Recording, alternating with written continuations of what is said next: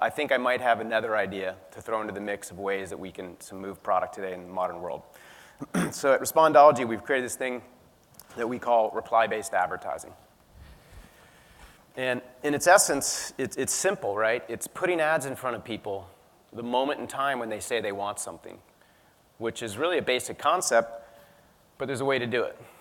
So we know people post all the time, right? People are posting right now. People post tens, hundreds of millions of times a day. And a big chunk of that is expressing a want or a need, right? People want to travel. People want to get new music, find where they can get new music platforms. People they post out about binge watching TV, other shows they can get, other platforms they can watch it on. Cosmetics, gaming, food, the list goes on, entertainment, right? A lot of this is expressing intent, raising a hand, saying, I want something. Well, reply-based advertising, what we're doing is we're capturing that, and then we're allowing our brands right then and there to get back to that person and give them what they want, what they just asked for. So, Laurel, looking for new mascara, help a sister out. Birchbox would love to help Laurel out. Hey, here's a discount on our latest cosmetic product. Veronica, I need a beach vacation, who's in? Southwest Airlines is in, right? Hey, Veronica, here's an $89 flight to Cabo. Jay Gomez, I'm so hungry for pizza, expressed through an emoji. Well, Papa John's would love to get back to Jay right then and there and say, hey man, here's $10 off 2 larges, or Domino's, or Pizza Hut, right?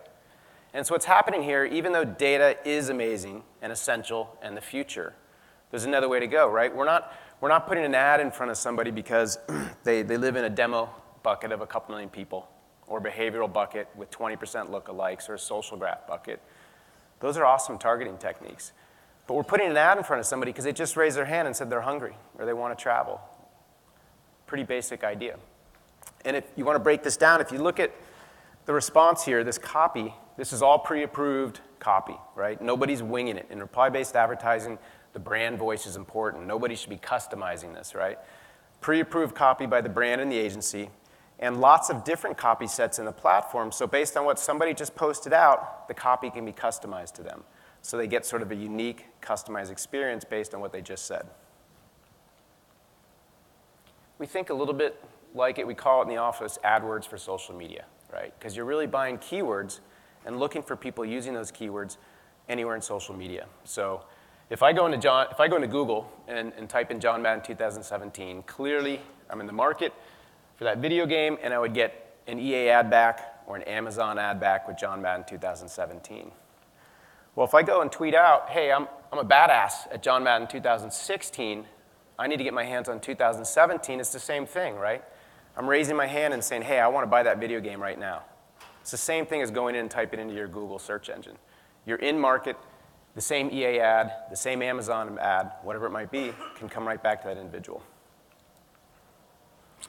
So how does it work? It's a little bit automation, AI, but it's also human. So we have patented technology that takes hundreds of millions of posts and filters through them based on keywords, hashtags, emojis, phrases, just to the ones that are relevant for any one of a given our advertisers.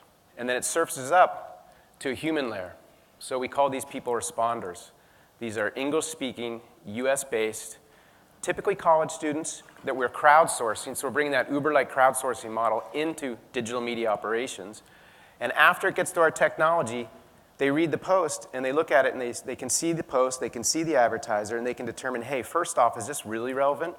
And we do that because the technology is good, but it's not good enough yet, right?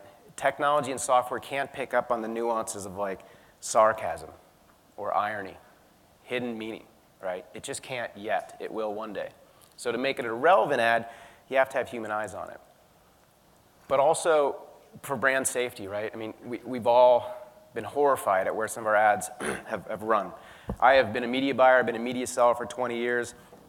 I've read the double verify reports like you guys, the IES reports, seen where we're running, saw some of the horrible stuff we ran against. So we decided at Respondology that we wanted human eyes after the technology, not just for relevancy, but for safety for the brands, right? And if it gets through the human technology, if it gets through our technology, it gets through the human layer, a reply goes out, and this all happens somewhere between 30 seconds and 2 minutes. Our average is just under 2 minutes. So not real time, but pretty real time. There are a lot of good social media platforms out there, right? They do content delivery, customer service, the example we just heard, IKEA. These are great platforms, good businesses, but that's not what we do, right? This is a CPC ad sales machine. We do have some clients who use us for branding. Hershey's loves us for branding. House of Blues loves us for branding. But generally, this is like, as I said, an AdWords for social media. This is a self-serve tool, CPC platform, that's driving business for your brands. Customer service, content delivery, Sprinkler, Hootsuite, whoever, great businesses, different platforms. Also, we don't need to hear a brand name. So real tweet, real example here. Dave Smith tweets out, "Need my morning cup of coffee, stat." Dunkin' Donuts gets back to him, this is real, says, "Hey, we can help with that. Here's a cheap cup of coffee down the street from you, Dave." Dave didn't use Dunkin', he didn't use donuts, but Dunkin' Donuts purchased the keywords morning cup and coffee, and voila. As soon as somebody wants a cup of coffee, Dunkin' Donuts is there. So the question then is like, well, what do people think about this? What are the reactions like out there? We have a 15 to 30% click-through rate year to date across all our brands. Higher for some brands like pizza, 15% for some other brands. And that's kind of astronomical for our industry, right? It's almost unbelievable. But if you think about it, I'll use an example from a conversation this week. If I'm listening to music and I post out, "Hey, jamming to tunes, my headphones are hurting, need a new pair," and Beats by Dr. Dre comes right back at me and says, "Hey, we can help with that. Here's 20% off our latest model," that's really powerful. That's going to get a click, for sure, right? And if nothing else, it's definitely going to make a branding impression that is going to get somebody interested in Beats by Dr. Dre. So that's how come you get that kind of click-through, right? Also, not ad served. These aren't banners in blind, kind of those blind spots of sites that we all have kind of, even us in the industry, have phased out of our vision when we're on a website. It's right back at you, one-on-one, right when you said you want something.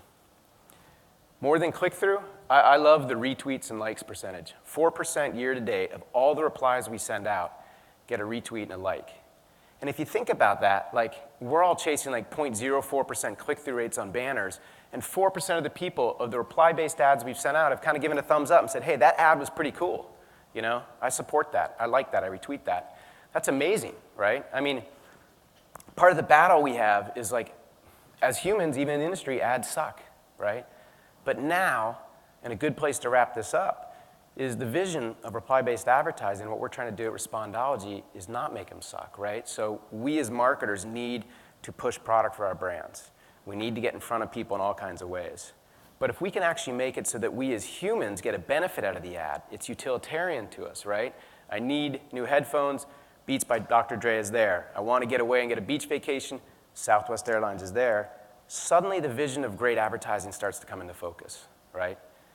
The brands are moving product, retailers are finding a new way to sell things in a modern era, people are getting what they want. Ask, and they shall receive. So this is a quick-fire session. I'm only supposed to take 10 minutes, so I got to wrap it up there. But that is reply-based advertising, and thank you very much.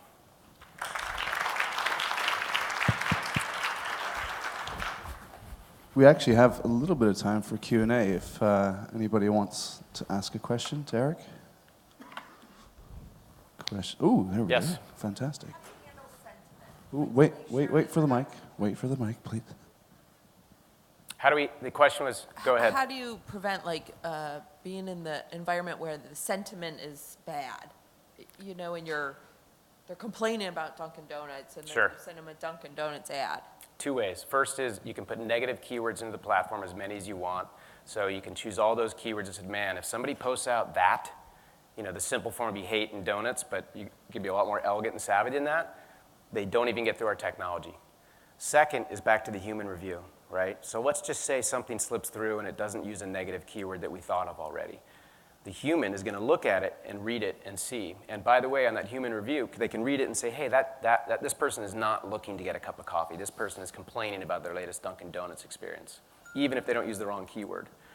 But just on that point to finish, we can have up to 2, 3, or 4 reviewers. We can dial up the brand safety based on the sensitivity of the brand. And what are the chances that after it gets through technology, 4 people look at it, all happening in 30 seconds to 2 minutes, that 4 people are statistically going to get it wrong.